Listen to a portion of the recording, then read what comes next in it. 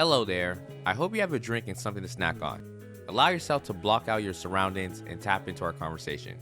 You are listening to the Safe Room Podcast with yours truly, Sean Williams.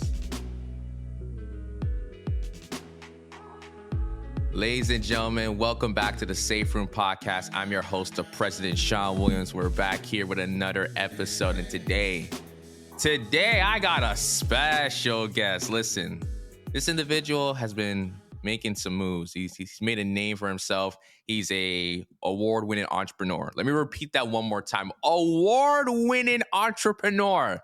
You don't find those all the time, man. He's the founder of Exclucity, man. He has laid the groundwork for sneaker culture. And yes, I'm reading off his bio because it's important that we read off the bio, give the flowers, give the roses to those, man. He's released a book as well, How Sneakers Saved My Life, book 1 and book 2. So it's not one, you get 2 for the price of 1, if you know what I mean. This is someone who has started his own podcast and it's making names out there.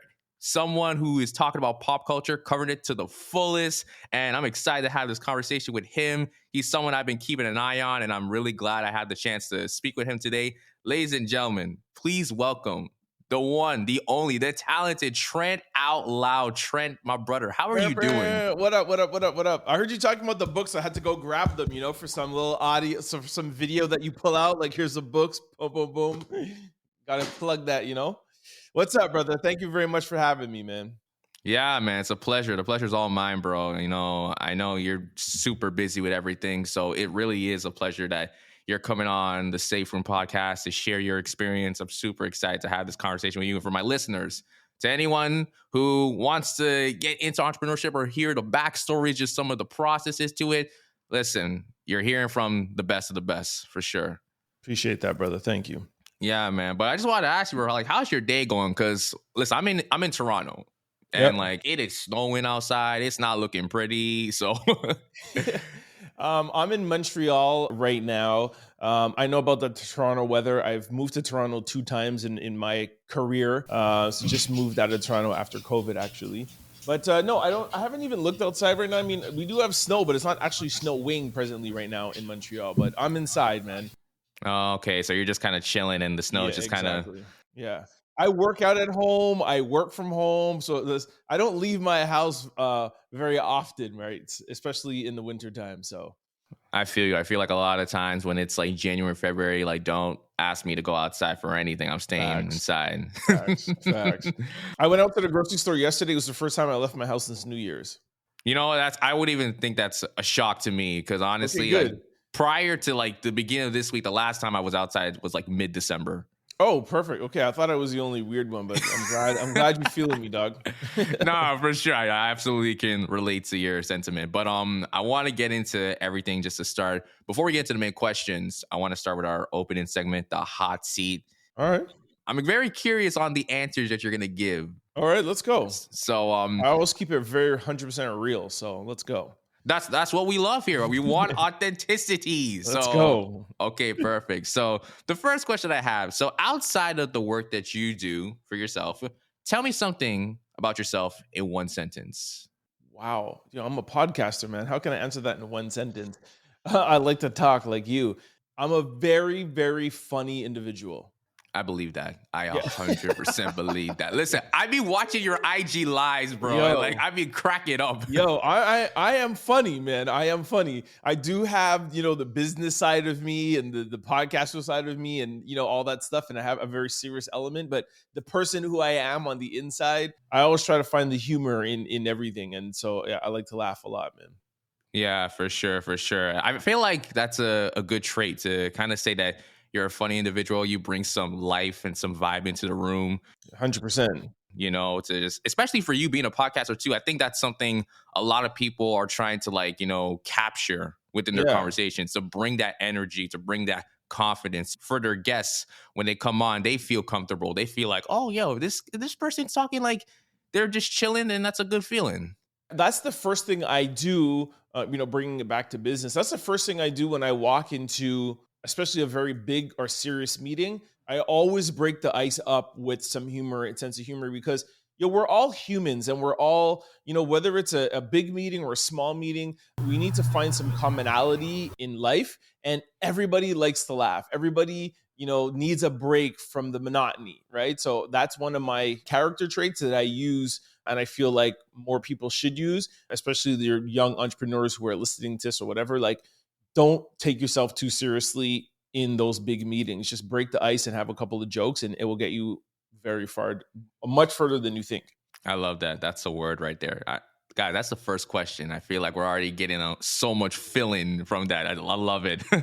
Okay, so the second question I have, and this kind of relates to what your podcast like talks about. So, what was the last topic, anything pop culture related in this sense, that you were invested in from start to finish? So, to clarify, let's say you saw something on the internet, social media, and Okay. you were just like, oh my gosh, like this is intriguing. I kind of want to know. I want to be in the loop. Like, what's going on? What's the shade room saying about this situation? Like, Facts. what was the last time you had that type of investment on a pop culture like moment? So I don't necessarily, when people say like, when's the last time you gone down the rabbit hole? That's not me to be like, let me totally divest into something. I have ADD, so there's always a million things going on. But I would say the last thing that kind of held my attention pretty long was the Cat Williams Club Shay Shay interview. Like, I was in bed when I saw Shannon make the post saying that he has an interview that's about to break the internet. And then he said it's coming out on podcast networks at midnight and then on YouTube at noon. So I was up, it was midnight. I put it on for the first 5 or 10 minutes and I was like, yo, I got to stop this. I got to wait for the YouTube. Like we were talking earlier, I'm a visual person. I'm like, I cannot listen to this. I need to see Kat. And then I was doing my podcast and I was speaking about it. And then I started seeing online the little clips coming out of people talking. I finished doing my podcast and I was going to watch it on the weekend. I watched it that day in the middle of the day. I stopped what I was doing and I've been invested in following all the repercussions following that interview. So Shannon Sharpe, I salute him as a content creator, as a fellow podcaster. He has been killing it. Nightcap with Ocho, his show, and him doing First Take. People don't realize Shannon has got to be the hardest working audio visual content creator that we have right now. He has 3 big major shows going on and he's killing it. So shout out to him, man. Yeah, Shannon Sharpe is an absolute beast for what he does. But the whole Cat Williams thing, I mean, it's got everyone on a chokehold right now. I haven't seen the full interview. I've seen like clips and snippets, so I might have to go take a listen to that like later on. Yeah, for sure. Okay, perfect. So the next question I have for this hot seat segment is share an interesting fact about yourself that you rarely share. An interesting fact that you rarely share. Interesting fact. Well, I think the funny thing was, an interesting fact is that I'm a quote unquote mama's boy. When I was writing my book, I had to Google the definition of mama's boy, and I didn't like what I read there, and I feel like people don't realize the full definition, because a mama's boy is somebody who depends on their mom and can't navigate through the world without their mother, where I think stereotypically we say mama's boy as somebody who really loves their mom and somebody who like cares for their mom. So I'm a big mama's boy, but I don't need her to get through. She doesn't like take care of me through life, But yeah, I'm a mama's boy at heart. I think that's beautiful though. I mean, some people, again, like you said, there's a lot of stereotypical or stigmas placed on that. So we like when you hear something like that, it's just like, oh, like what do you mean? But I feel like that's very beautiful. I think I could probably say I'm a mama's boy as well. Like, again, I don't need to depend on my mom, but even anytime I'm going out, like my mother is like so like precautious about the surroundings of outside. It's like, I'm not worried about you. I'm worried about the other people that you may get in like to deal with. So like, for sure. I'm really big on words. When somebody uses a word, I'm like, yo, let me Google that. And the whole thing of a mama's boy is like, yes, you and I love our mothers, but you can still get through life without your mother. You know what I mean? Like, you would be okay if your mother wasn't here. I'd be okay. But a quote unquote real definition of a mama's boy is somebody who cannot facilitate, make decisions for himself, can't take care of himself, and is still attached almost kind of like the umbilical cord to his mother, which I don't know you that well, but for the first 5 minutes, I'm pretty sure that you're not that, right? But you do love your mother. Yeah, I definitely feel you, man. Okay, Yeah. so the final question for this hot seat segment I want to ask you is, what is your personal safe room? So what's a safe space? It could be physical, mental, that allows you to be you, allows you to be authentic. I'm gonna kind of give a different kind of answer. Anywhere I am, I feel safe because I always authentically me. I pride myself on that, and I make sure that even at the times where I don't, because I'm still just human, I always push myself because I just feel like if I can't feel safe and I can't be me, then I don't want to be at this place. Mm, That makes sense. yeah, it definitely makes sense. And you know what? I think that's a good answer as well, because I've had a few people who have shared that no matter what space they're in, they feel safe. You know, it could be just something where they're able to kind of just be themselves no matter whether the setting it has to be. So I can definitely see that with you too. You definitely exude someone who could be in a room of 10,000 people compared to a room full of like five people.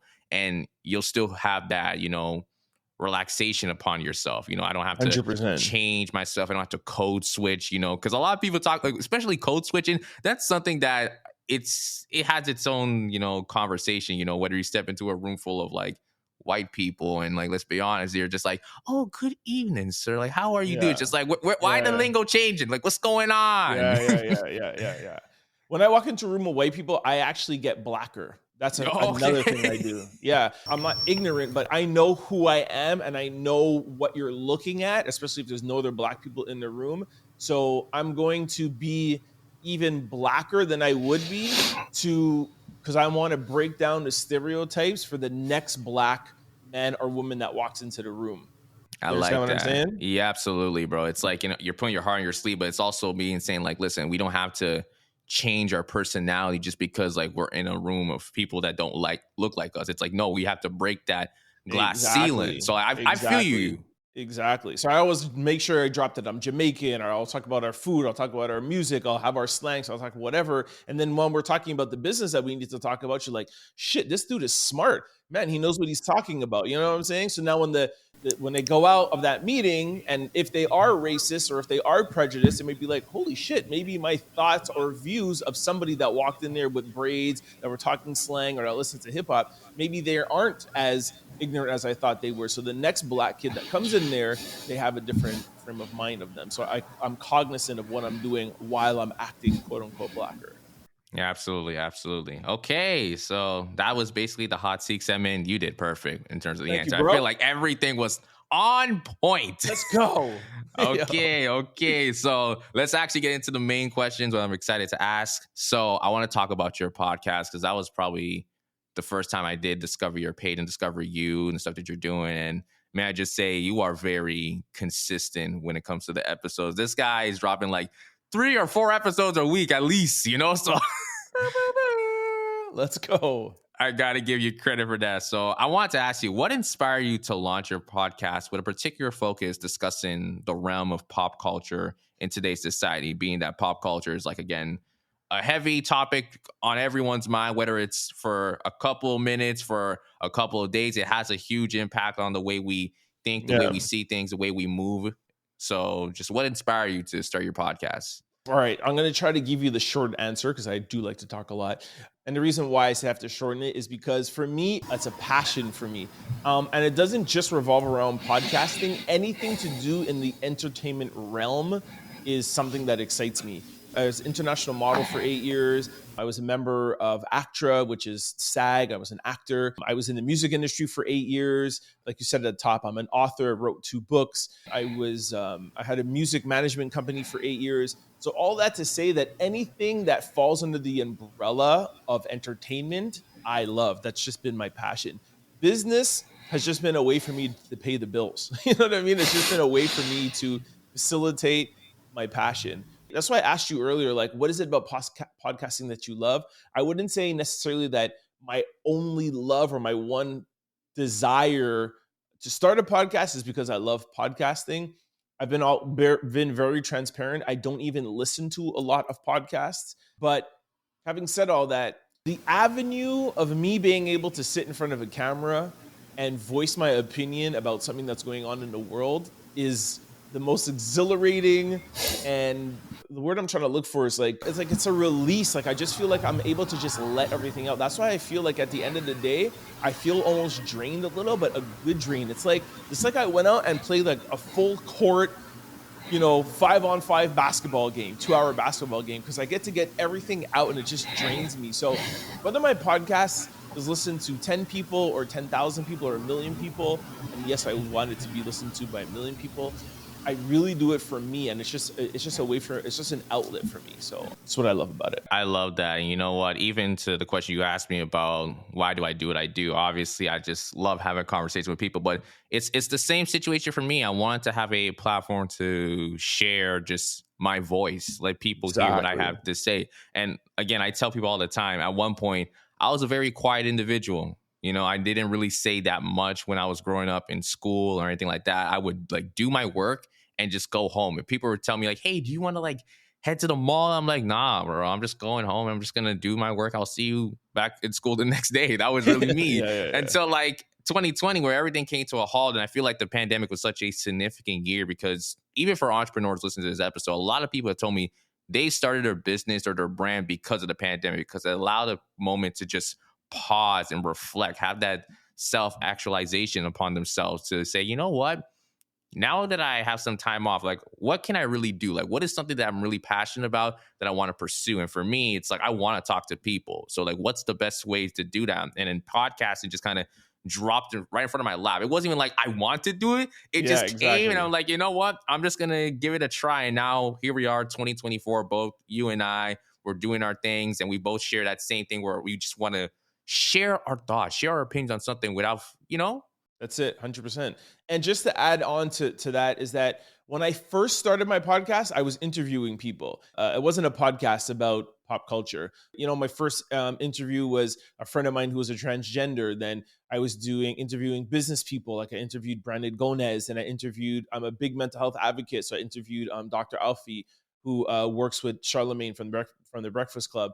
But because I like to release so often and so quickly, I got so frustrated with scheduling people and having to depend on people to release content. And I was like, hell no, I'm just going to talk about pop culture and let's go. And I have an episode every day. Like I love it, man. I love that too. I originally started making episodes where it was, again, like just not the more focused approach and greeting my guests, just like anyone who wanted to come on, let's just have a conversation. And even back then I did more solo episodes because I kind of fell in the same boat. I got to commend you because, a lot of the podcasts that I listen to and some of the podcasters I meet, they have this hesitancy to say, I don't know if I could sit in front of a camera for how long and just kind of do an episode because it's like, it doesn't feel natural. But for you, I feel like, again, like you explained how you just want to get your thoughts out. And it's like, no disrespect to any guest. It's like, yeah, exactly. Maybe taking a little too long. It's like, okay, the episode's done. It's like, okay, do you want me to post this? Should I tag you? It's bro. I'm not going to give the name, but that was it. There was one person I interviewed and it was like, all right, I need to approve it. I was like, okay, cool. Sent him that. He's like, okay, can you take this out? No problem. I'll take that out. Okay, cool. Hey, by the way, can you take this out? Hey, dude, you already said for me to take out something. There was 3 edits and cuts.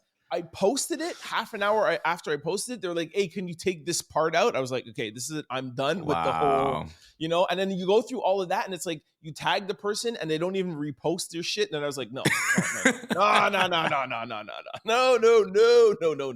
No. Yeah, I feel you. That's the pain. So, hey, listen, and I'll be honest. Sometimes I have to go through that, whether it's like people saying, hey, can you tag me in this or tag me to that? Or like some people will start clamoring me like, where's the content? Where's this and that? I'm like, you have to understand. While I'm fixing your stuff, I'm still doing more episodes. And like, listen, as long as the content's there and finished, it's going to come. And when it's coming, it's not disappearing. But I feel you, man. I feel your pain. Anyway, so like I said, you wear a lot of hats. I did not know that you did modeling for a time being. So maybe that's for a part 2. And in the future, we have to probably get to that in a part 2 episode. But like I said, I mentioned at the beginning, award-winning entrepreneur. Congrats on that. You're doing so many amazing things. So as a successful entrepreneur, and I'm deeming that for you. I know for some people, success kind of is in their own image and their own goals and values. I'm deeming you a successful entrepreneur because like some of the things that you've done is really great.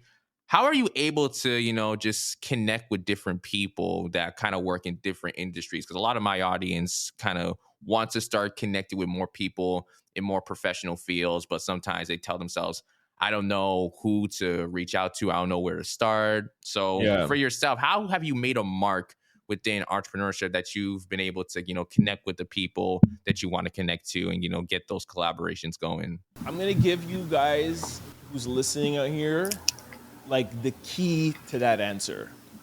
And somebody at Nike, I didn't even realize I was doing this, and somebody at Nike said it and it solidified. You need to work on whatever it is you're working on and be so great at it that the people come to you. Right. Stop looking and searching outside. When you, especially in 2024, in the era that we live in and the access to people, if somebody wants to sign my podcast, they know where to find me, bro. You could contact anybody in their DMs right now. If Spotify, if Apple wants to give me a deal, I am a click away, So Nick Cannon even said this the other day. It's like all these networking events and going and networking. Focus on your craft, be amazing and be undeniable. People will find you. There's millionaires and billionaires out there, whatever field you're in, that need, whether it be content, whether it be fashion, whether it be music, people need people to invest in. They need product to invest in. So whatever it is that you're doing, stop looking and presenting yourself to people. Be so amazing that people have to come to you.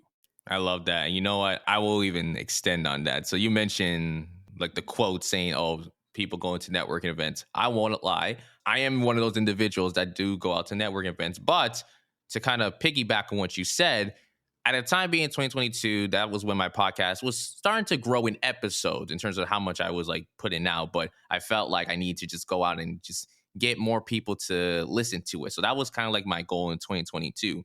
However, last year was a year that I didn't go out as much to networking events, but when I didn't always have to kind of pitch myself to everyone every single time I shook their hands like, oh, my name is Sean, I have a podcast. It was at the point where the people I were meeting, they heard about me on social media.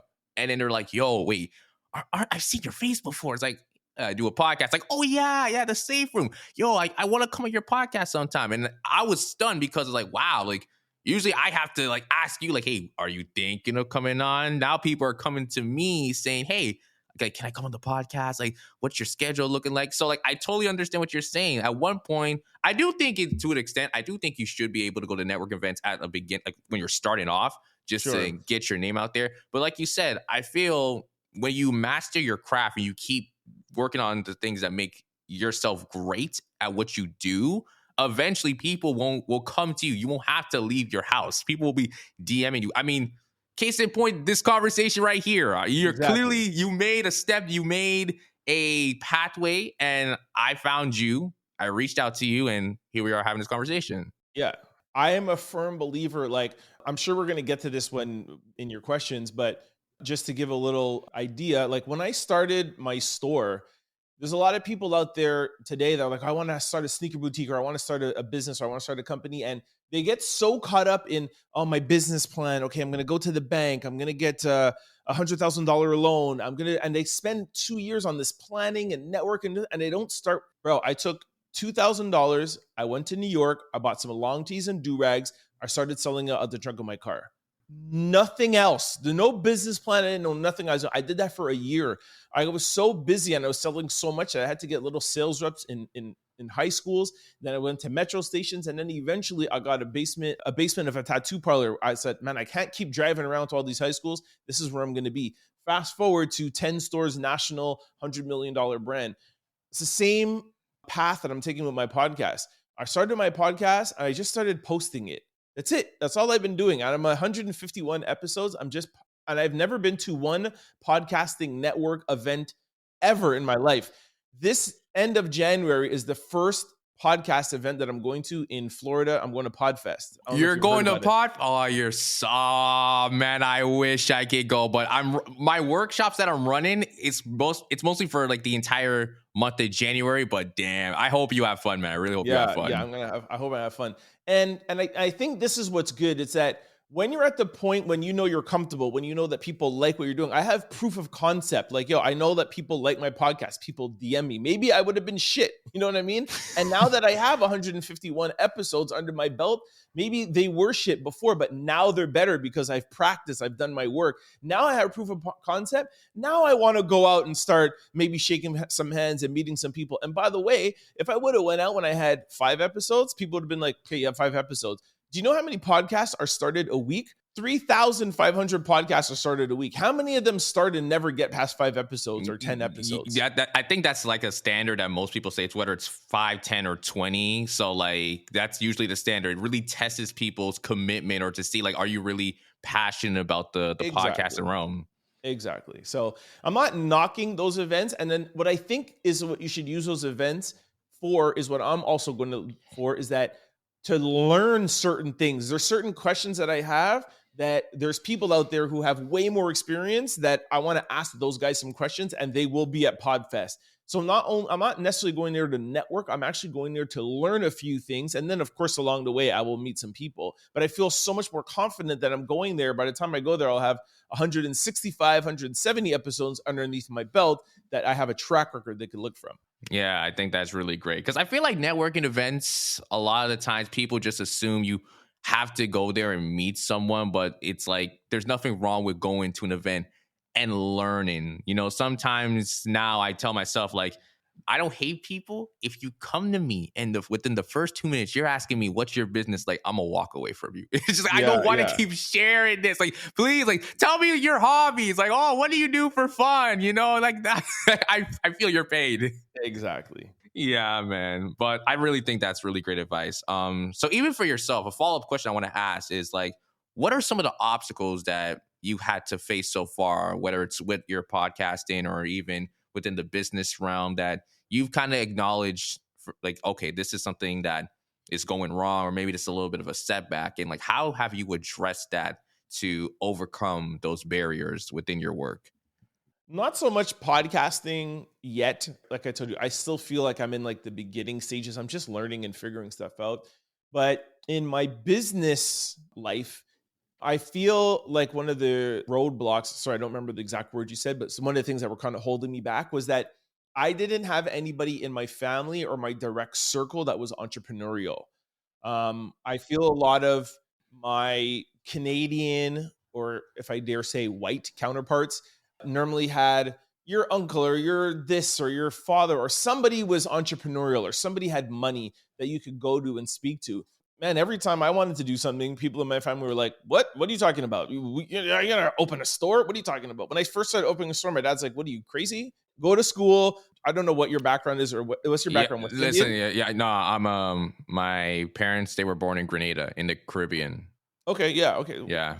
All right. So whether you're African or Caribbean or West Indian or whatever, we all come from the same background where it's like, yo, we came from wherever we came from. We struggled to bring you here. You're in Canada now. Go to school, get a degree, get a job, and just be happy. You know what I'm saying? Yeah. So that was a huge roadblock for us. So that's why I'm so adamant about doing these talks. And I love that you're implementing the business side of me. And it's the same reason why I wrote my books was for people that look like us, that don't have somebody that could set that example. And how I got over that was just, for me, was just trial and error. Like I knew I didn't have a support system that I could go to.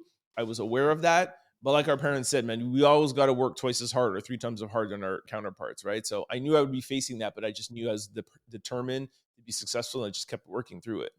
Yeah, I definitely feel you. And I kind of agree on that sentiment, because even for myself, so my sister and I, we were the first in our family to ever go to university, to make the post-secondary level. So for me, like I graduated with a Bachelor of Arts degree in business. So my parents are kind of expecting me like, okay, like you're going to have to be working like at a top 4% firm. Like I'm Yeah, expecting yeah, y'all to yeah, do that. yeah. But I think what's really great about the stuff that I do, and even my parents, is that even though I'm not in a position where like I'm not working like at a TD or whatever like that, Mhm. they support my vision. But it's the similar situation like yourself where I don't have someone in my family that can talk about entrepreneurship about, which is Exactly. interesting. But they're the ones that saying, listen, we see you do your podcast and like you're making a lot of names and stuff. Obviously, we want you to have a job so you're able to support yourself and support us, Yeah. bring in some full-time income. And definitely that's my goal for 2024, to start getting into that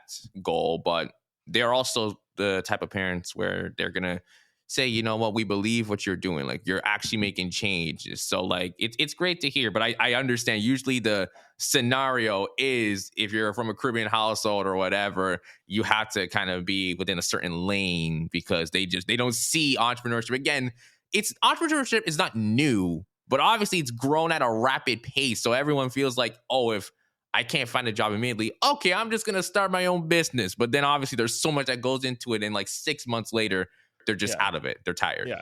No, I understand the risk, but it's something that I love, right? So I did have some resistance from my family, but you got to just prove them wrong, you know? So they didn't understand the trunk, they didn't understand the basement of a tattoo parlor, even my first store. But when I opened my second store downtown, they were like, oh, what? A second store? What? A third store? And then, when I opened in Toronto, they were like, all right, we'll shut up. Maybe he knows what, maybe It's he like, all knows what he's right, doing. yeah, okay. I guess we were wrong. You were right. Okay. Exactly. Okay, perfect. So speaking on the whole business side of things, I do want to talk about Exclucities because Okay. I know you're the founder of that. Probably you can share a little bit about what the brand represents, because I didn't give too much of a detail at the beginning because I Yeah. wanted you to kind of go into detail. And also, how has allowed you to create something like Exclusivity just to give back to the community? So Exclucity, first and foremost, is I'm a so sneaker. sorry I butchered the name then. I apologize. I should have probably asked you. Everybody does. Don't worry. It's called exclusivity. It's Exclucity, My exclusive bad. city. Don't worry. Everybody does it. Especially Americans. It's really bad. First and foremost, Exclucity is a sneaker boutique. I said already a little bit how I started selling long tees and do rags. And then I started getting a couple of brands. We were doing apparel for around 3 or 4 years. And then we tried to get a Nike account. They said no. Adidas said no. Timberland said no. We got our first shoe, which was a Rockaware boat shoe. And then we got into like Supra and Vans. And then after a year or two of establishing ourselves in footwear, we were fortunate enough to be able to open an Adidas, Nike, Puma, New Balance, and all the top brands. At our height, we were the fastest growing regional Nike account in Canadian history. And for about 3 or 4 years, we were the largest regional account in Canada, having 10 doors nationally. For me, Exo City always represented the community. I don't know how much you know about sneaker culture, but sneaker culture is a tight knit community. Yeah. Although now it's very mainstream and every single person feels like they're a sneakerhead. Mm-hmm. But when we first started, especially when we were just in Montreal, it was a really close, tight community. Giving back to the community, I've always been pretty transparent about this. I feel like I didn't do a great job of giving back to the community, to be honest with you. When I started out, by the time I had the second or third store, I was always working 16, 18 hours a day, bit off more than I could chew. My head was always buried. Like I told you earlier, like I didn't really have anybody to go to. I didn't have any partners. It was always just me. So I was just working. I never really had or carved out the time to give back. So it's one of my regrets. One time a year, I would always have a shoe donation and we'd give back to a place here in Montreal called Dans la Rue. It's an organization that helps kids that are addicted to drugs on the street from, I think, 17 to 23 years old to try to get them off the street and get them to make job applications and get them back into the community. So I really like that organization because that was our age group, was like 15 to 25. So we always did something for them once a year. But other than that, I wish I would have done a better job. But hey, you can't always be amazing. And I feel like now with my books and the talks that I do, I feel like I'm doing a better job at that now. That's it. I do appreciate the transparency because I feel like a lot of us, we kind of get that nervousness if we don't say like to a person or on camera interview like, oh yeah, I'm giving back to the community, but just in your heart doesn't feel like, oh no, that's not true. Because I'll say the same thing too. For the longest while for my podcast, I was trying to connect with people here in Toronto in the specific Mm, area called North York. That's kind of where I reside. And most of the conversations, it was people outside of North York. It was like mm, people up in Scarborough, in Brampton, Mississauga. And, I thought to myself, like, damn, I mean, I didn't think I would be connecting with so much people outside of my area. So like I try like yeah, what can I do in a way to yeah, give back? So like whether it's, having workshops that I'm doing right now currently for your community residents to understand the yeah, skills of podcasting, really figure out who's passionate about what podcast is about. That's why when it comes to the capacity, I only look for 5 to 10 people. I'm not looking for 100 people because like of course. 100 people in the room, probably 90% of them are going to be like, oh yeah, forget it, just whatever. But if you get those 5 to 10, those are people like, no, I'm already doing stuff like this, or I want to, I have the plan, I have the episode outline. It's just about what I need to do. What's the next steps? How to understand the business side of things when it comes to podcast. And so I feel you, bro. I feel you when it comes to like the community aspect, giving back. So that I feel like that's what I'm doing right now. And it's okay to say at one point, like, I wasn't giving back as much, but at least now I'm trying to. Exactly. Yeah. Yeah, for sure, man. Anyway, bro, I know there's some other stuff I want to talk about when it comes to Exclucity. Exclucity. Exclucity. Okay. Yeah. All right. Perfect. I'm gonna try my best, ladies and gentlemen. Don't No worry problem. about it. Everybody does. Everybody does. It's just exclude and then city, like Okay. city, CITY. Exclucity. Okay. So I know there was some other news I did hear about you, but I don't want to get into that because I don't know if that's something that can't be talked about. But I know there was an article that had to do with, I think it was you and Nike. I don't know if it was with you and Nike or something Uh-huh. else, but there was a huge dispute. I don't know if you signed an NDA, so that's why I don't even want to like get into that. It's okay. I've posted that it's on my Instagram. So, and that's where I was going to get to. I didn't know like if you were going to get to it, but what had happened was during I'm going to try to say this without like knocking Nike this, cause I spent like a year and a half, like dragging them. Yeah. And I want to really move on from it. And I don't mind you asking it. I'm very happy. Like I told you in the beginning, like I'm comfortable talking about anything. And this is what my second book is about, how sneakers ruined my life, is that 2017 was the first year that we actually broke even and weren't profitable. 2018, we lost $2.2 million. And then 2019, we lost $200,000.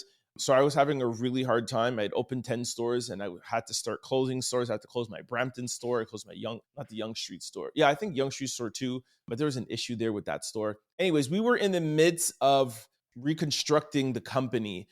COVID hit. And then when COVID hit, of course, we had to close down all our stores, but we were still getting product and we were selling most of the product online. And then we were able to make back a lot of money that we lost. So I went to Nike and I was like, hey, during the pandemic, it shows that we don't need all of these stores and we could drive most of our energy online. So what I would like to do coming out the pandemic is to have one store in Toronto, one store in Montreal. I'm not going to open them 7 days a week, but we're going to have them more as like event spaces.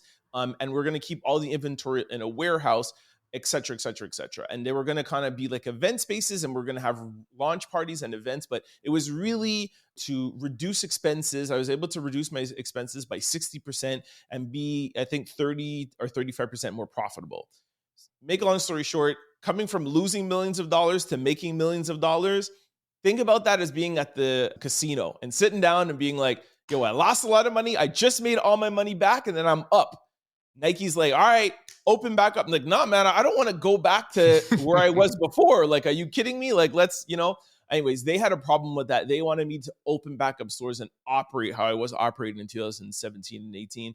I fought with them. They fought back with me. I sent them some lawyer letters. They sent me some lawyer letters. And make a long story short, we just decided that it was best that we kind of just end the relationship. They were very adamant about me opening traditional brick and mortar stores.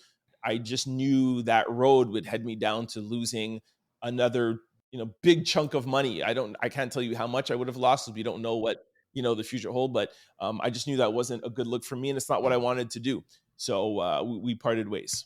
I can only imagine how crazy of a situation that would be, just the back and forward. Like that moment you said, okay, you had different stores open, then the pandemic hit. So you kind of fall back to two, Toronto, Montreal, and then you shift everything to being online with a new focus and direction with those new locations in Toronto, Montreal being event space, which I think is really good. And so you were able to pivot off of that, which is really important if you're an entrepreneur. Being able to pivot off of a Exactly. situation is so crucial.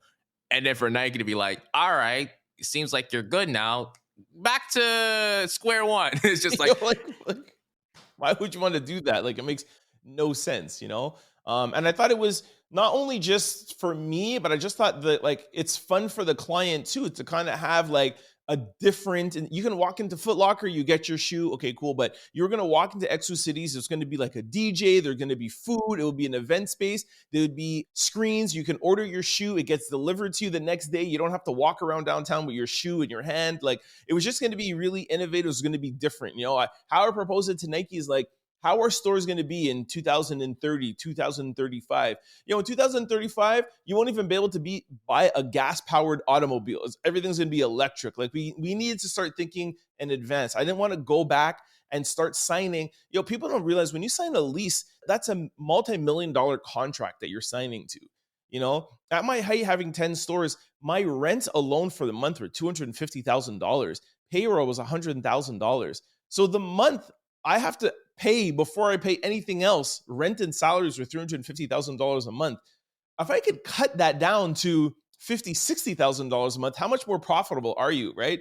So the banks thought it was a brilliant idea. My financial advisors thought it was a great idea. Everybody else other than Nike thought it was a great idea. So I'm just like, you know what? You're looking out for your interest. It's time I have to look out for mine. and listen, you stand at 10 toes, and that's respect. Because, you know, there's a lot of people when it comes to dealing with monopolies like Nike, just like they kind of fold at some point because it's like they're Nike. Like, what the hell am I supposed to do? But it shows that, again, if you're an entrepreneur, you really believe in what you're doing, then you need to kind of stand on what, you know, your mission and what your vision's looking like. And I think also, like, when you look at the history of business as well, like, again, I feel like a lot of brands right now is trying to stick to that traditional model, whether it's like outsourcing, vertical integration, just let's open more spots here and there, you know, like just create a franchise. But like you mentioned, in 2035 and 2024, things like we're gonna have electric cars. Like we're already seeing stuff like this already in 2024. We have to adapt with the times. You know, technological advances are starting to, like, we have to pick up AI. I mean, AI was all the rave of 2023 and going into 2024 right now. So like at this point, you have to find a way to just like say, okay, you know what? What's really that bad if we say, okay, yeah, let's stick to 2 locations. But again, some of these businesses, they're cutthroat, but you have to be cutthroat as well to be within the realm of business. And just to add to that, just for the people out there who are wondering like why they wanted me to stick to traditional brick and mortar, and this was the answer that made me know that I was making the right decision, because they said they want to concentrate on online and they don't want to concentrate on traditional brick and mortar retailer. They want us to concentrate on that while they concentrate online. Now, why the hell do you think that is? That's competitive advantage. They're scared. Why, if they're a $40 billion company, why do they want to concentrate online and not brick and mortar? Because they know it's more profitable to be online. Yeah. Right?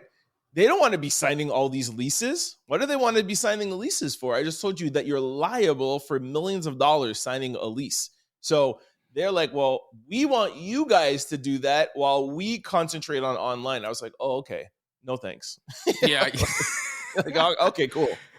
I feel you. It's like you said, like they're trying to make a profit. And honestly, depending on certain brands is too, they see them as like competition as well. Even when Nike just goes at it with like other monopolies like Google and stuff like that. I don't know if people know this, but the search engines on Google, there are businesses fighting behind the scenes to make sure that when you type in those stuff that it is, things are at the top of the results. Yeah, so like people are doing stuff like that. So even for like to say, oh, we want you to stick to brick and mortar because we want all the money, but it's like, it's bullshit. It's just BS. Yes. But at the end of the day, it's their company. I totally respect their decision. It's their brand. I think it was a wrong decision. And I think you could see now that the sneaker industry and the hype of the sneaker industry is not where it was during the pandemic or pre-pandemic, post-pandemic now. If you see the Jordans that are on the shelves, the Dunks that, you know, it's a totally different industry. And I think, you know, Nike, there's always going to be ups and downs in business, and there's always going to be people who make right or wrong decisions, right? So, but at the end of the day, we had a good relationship. When I started out, there was no sneaker culture in Canada. It was very, very minimal. There was bosses in the US that they were brought up here to Canada because it was such an underpenetrated territory. We started out with basketball. We elevated the basketball demographic, and also in the Nike sportswear division and with female. Those are the three things that were underpenetrated, and Exclucity led in the entire Canada for that. So I'm proud of the work that we did, and that's what I talk about in my first book. So it's just a relationship, man. You have good times and bad times, and we just had to get a divorce. And I wish them the best. Yeah, that's amazing to hear that. Again, you've been able to just push forward afterwards, because a lot of people, it could be draining too, going back with one of the top brands in the world, just like, you know what, maybe I need to just kind of take some time off. You stayed Yeah, consistent, you stayed on your grind, and again, the work is still showing. So appreciate that, brother. Thank you. yeah, man. Okay, so I have a couple other questions I want to ask. So this one I want to ask about a characteristic trait about yourself that you're trying to work on and improve when it ties into your work balance, having to like manage everything on the business realm of things, on the podcast, and like, contrast to your personal life. Like, what is one characteristic trait that you're trying to work on or improve on? That I'm not doing well. Like, Yeah. I'm trying to improve it, but I'm not doing a good job at it. Yes. There's a lot. I'm trying to find the main one because I am a consistent work in progress. I harp on my flaws so much, but not to let it get me down, but so that I can get better at it. But I think the thing that I'm not doing a great job at is just kind of like sitting in and being okay with my success. Like you mentioned earlier, like of what we deem as successful, and your vision of success might be different of my success. I need to appreciate the success that I've had and just kind of like pat myself on the back with it sometimes, Mm. instead of always thinking about not what somebody else has, but how much more successful I can be. You got to take some days and just be like, yo, I'm fucking successful. I fucking worked my ass off for 10 years, 7 days a week, 16 hours a day, took no vacations, and I built a national brand, man. Just be happy with that. And I'm not, but I'm really trying to pat myself on the back and give myself some days off to kind of appreciate the things that I was able to accomplish.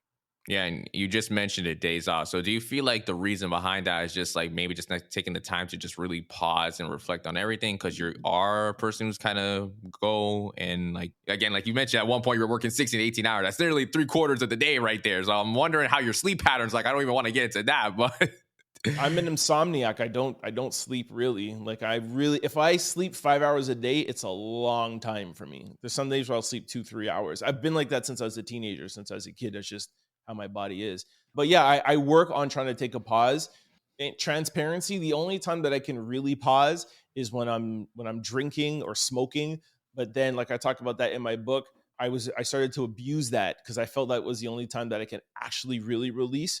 And through therapy and through meditation, I struggle with this, but I'm trying to find that relaxation state without having to be drunk or high. mm-hmm. And I struggle with that. I'm not an alcoholic. People are just like, oh, we're at a party, let's get drunk. No, I'm Right. like, yo, I need to just have a day. Yo, I need to get wasted. I'm cognizant and I'm aware that I'm doing that to pull myself out of, whether it be a funk, whether it be, like I want to try to figure something out or whatever. And that's abusing alcohol at that point. And I need to do better and not abuse alcohol in that way, and find a way for me to get myself out of whatever I'm feeling or dealing with without having to use alcohol. Yeah, definitely. I feel like for myself, like if I need to just reflect on everything, I listen to music. That's kind of like my Oh, really? zen moment. Like I'll just turn on some music, depending how I'm feeling. I'll just kind of like be in my room, just like thinking and just inside, like, all right, like how am I Yeah. feeling? Like am I here? Even also like just reading, like doing Mm, like I'll read like my devotionals, do some Bible work as well, just kind of nice. like get into that. But I totally feel you, man. Like sometimes for us entrepreneurs, a lot of times we don't give ourselves the time to appreciate our roses or appreciate the Of things that course. we do, especially. And I think some people listening can resonate with what I'm about to say. Have you ever applied for a grant and there's that little section that says, tell us about your accomplishments? Tell us why for us entrepreneurs, that's like the hardest part. It's like, oh, damn, like what the heck should I say? Like that should be the time we're like, all right, about to go Yeah. crazy. All right, Yeah, I yeah, did yeah, this, yeah. I did that. But Yeah. it's funny that again we always focus on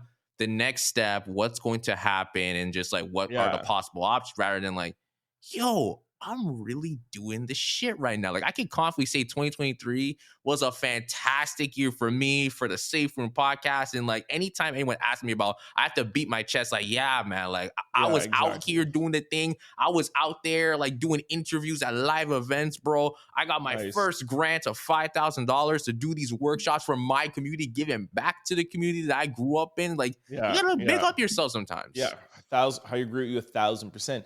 It's just hard, right? Because like you said, everything is relative, right? So to say, like, to the person that wants to open up a store, they're like, holy shit, yo, Trent had 10 stores across the country. That's crazy. But then there's people that will look and be like, well, you had 10 stores. Good job, kid. You know what I mean? Because they have 100 stores or 150 stores. And then there's people that are like, dude, I have 2,000. You know, so like it's all relative, right? So you have to be able to find a balance to determine what your success level is.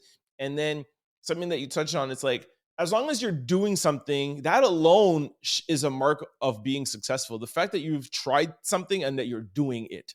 You know what I mean? Yeah. Like you have a podcast, that's successful. You want to be a model. You got signed to a modeling agency, though that's successful. There's just some people Mm-hmm. that want to do that and haven't got. So you got to be able to assess and to have levels, but never forget that at least doing something is the first step to success. Yeah, yeah. I tell people like if you're having a rough day, if you woke up and you at least did something for like 5 minutes, that's a Exactly. success right there. Because there are Exactly. days you could tell yourself, I'm not gonna do this. And I used to be that very insecure person that if I didn't finish a full episode in terms of like editing and working on it, I would feel so Yeah. ashamed. Or even when I didn't release an episode on time, if this was Yes. 2021, I would have went bonkers. Like, no, Yo, facts. I the feel you. world is ending. Now it was literally a point last year. I didn't drop an episode for 3 months, and never in the back of my head I thought, when am I coming back? It took my sister one day walking into my room. She's asked me like, "Hey yo, like,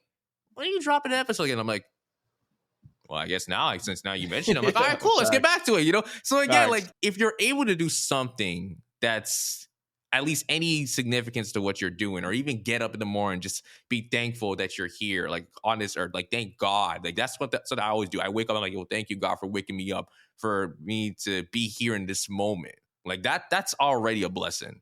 Facts. 100%. Yeah, man. Okay. Oh, I love this. This conversation is just getting me so fired up. Let's go. That's what I do, it. bro. I love it. I love it. I love it. Okay. I want to do like a little activity before we close things off. This is something Okay. I've been trying to implement a little bit more into the podcast. So Okay. I just have this little thing I want to try out. So obviously for you don't usually interview guests, but I'm going to try to put that to the test. So I'm going to Okay. list out celebrity matchups. And now when I say matchups, I'm going to name two celebrities, and I just want you to answer which celebrity would you be interested in interviewing. Just by the way, so like my first 20 podcasts were interviews, and I would love to do an interview podcast. If I was like, when I get signed to a production agency and somebody could like bring the talent and somebody edits and do all of that stuff, I will do less one-on-one and do more interviews. Just want to make sure that your listeners are aware of that, because I find there's beauty in doing what you're doing. Like I love to be able to like hear of somebody, okay, I heard of Trent, I've seen his thing, let me research and then ask him questions. That's amazing. But all right, go ahead. Appreciate that. Appreciate that. Okay, so the first one, the first matchup, would you rather interview or have an interview with Viola Davis or Angela Bassett? Ooh, that's a good question. Viola Davis for sure. Okay. Is there a reason for that?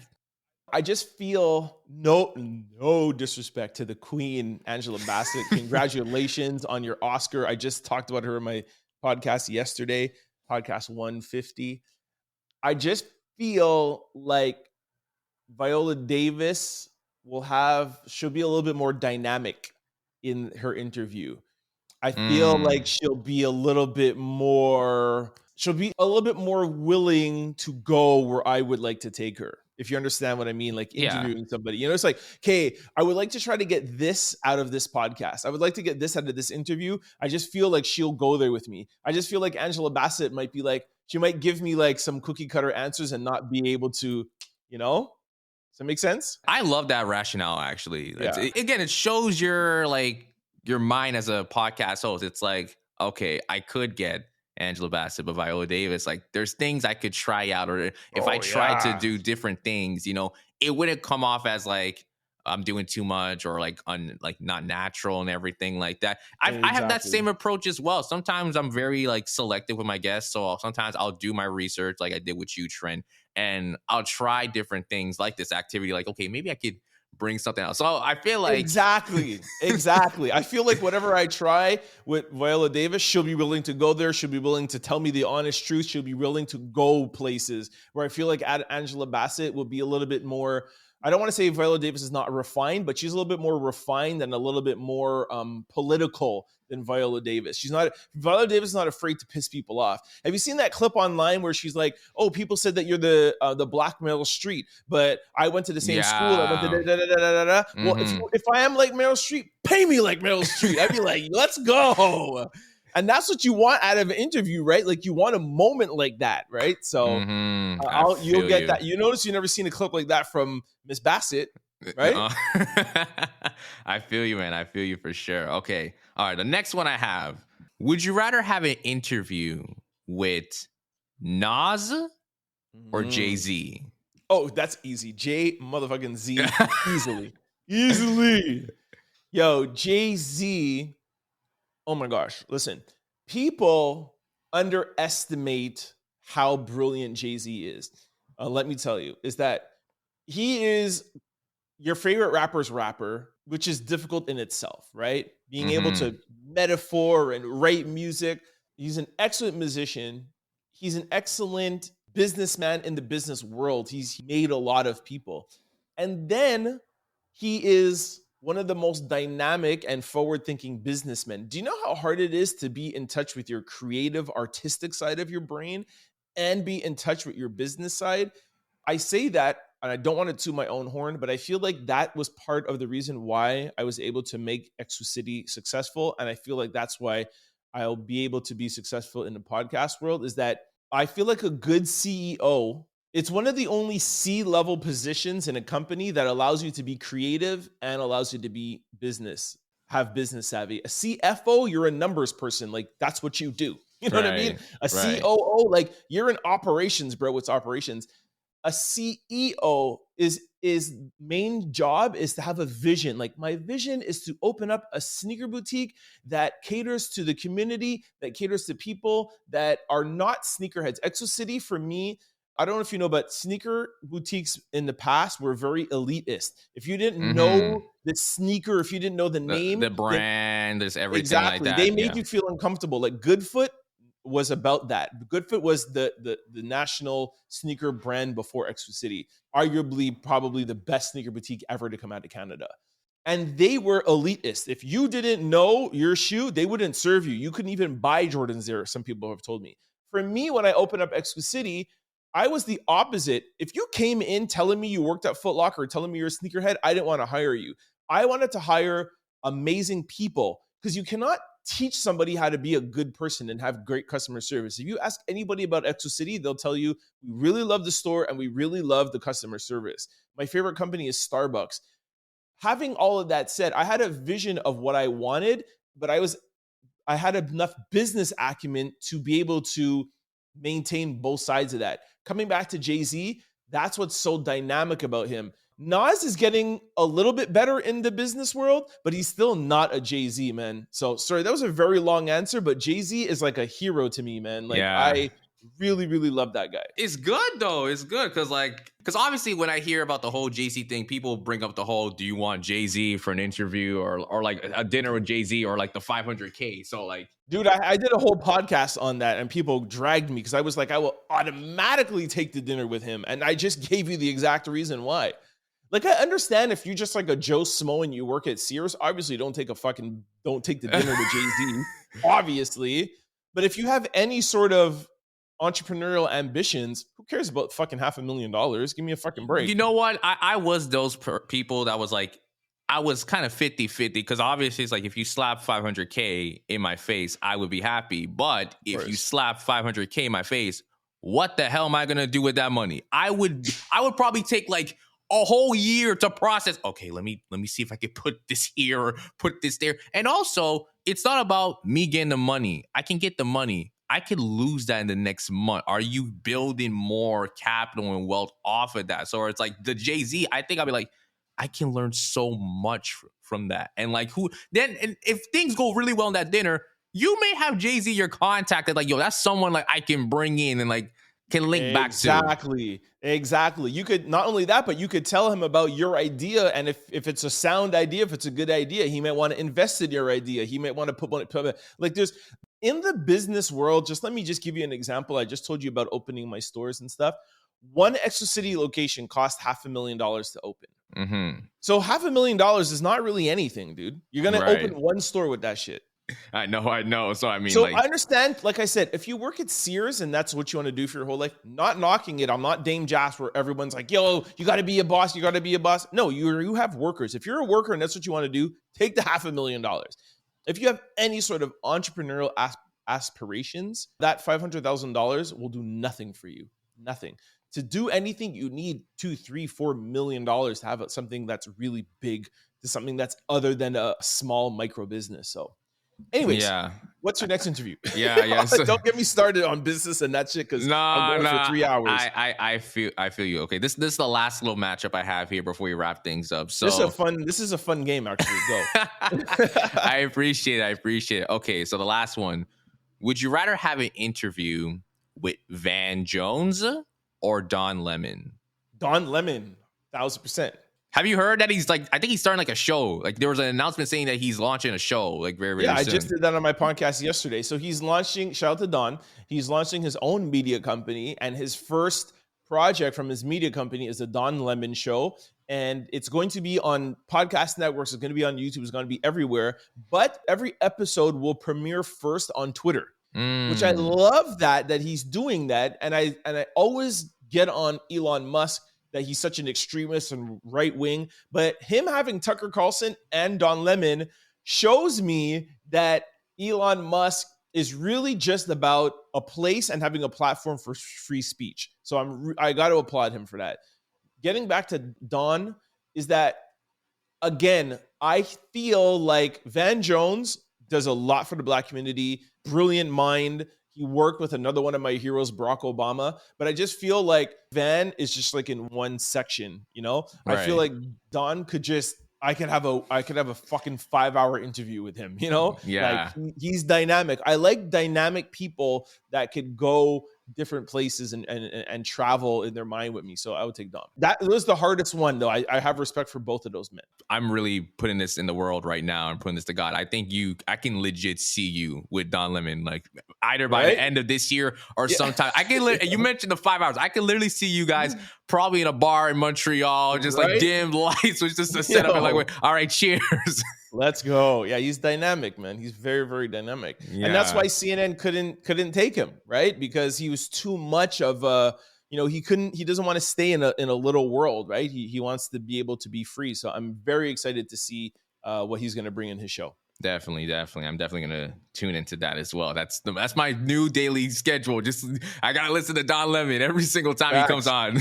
Facts. Yeah, man. All right. So to kind of wrap things up before, I just want to talk about or kind of refer back to just, entrepreneurship and just, I want to get your little takeaway on how can people listen to this episode? What is something that they can take away from this conversation, and how can they develop a strong entrepreneurial mindset moving forward in the work that they do?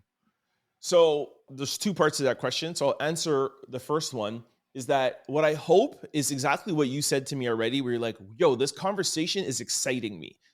That is what I hope that everybody is listening. And that is my whole goal when I said that I would like to entertain.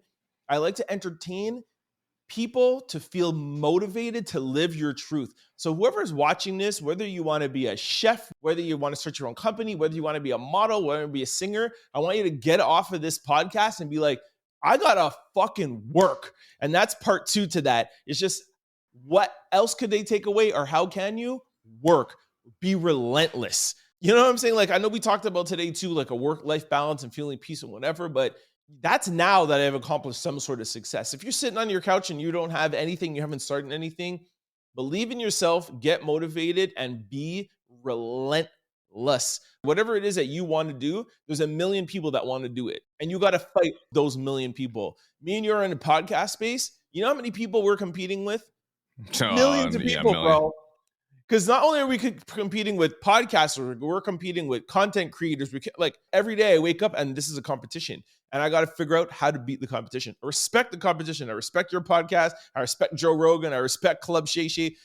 I look at them. I watch all of them. And see how you told me about Dom. I'm like, yep, I know what's coming. I know what he's doing. I study. I'm relentless. And I don't stop. And I aim for that number 1 spot. I want to have a bigger podcast than Joe Rogan. That is my goal. And that's the only way that you're ever going to make it. My grandmother used to say, when you reach for the moon, you might not make it, but you'll fall amongst the stars. Mm-hmm. Yeah, man. Absolutely. Absolutely. Yeah. I love all, you know what you sound like? You sound like, what's it, the Everest dude in that commercial, just like, are you still sitting on your chair? Like, you need to get up, you know? Like, that's the type of energy I'm feeling right now. Let's go. Yeah, man. So that's all the questions I got, Trent, man. Okay. Thank you for coming on, man. Appreciate your time, your wisdom, your knowledge, your energy, just everything about you, bro. No problem, brother. No problem. And thank you very much for having me on. I appreciate you. And thank you for following me and wanting to have me on your show, man. It's an honor. Yeah, man. The honor is all mine. Where can people find you on social media? Trent Out Loud on all social platforms and on anywhere you listen to podcasts. Done. It's Trent Out Loud. TRENT Out Loud.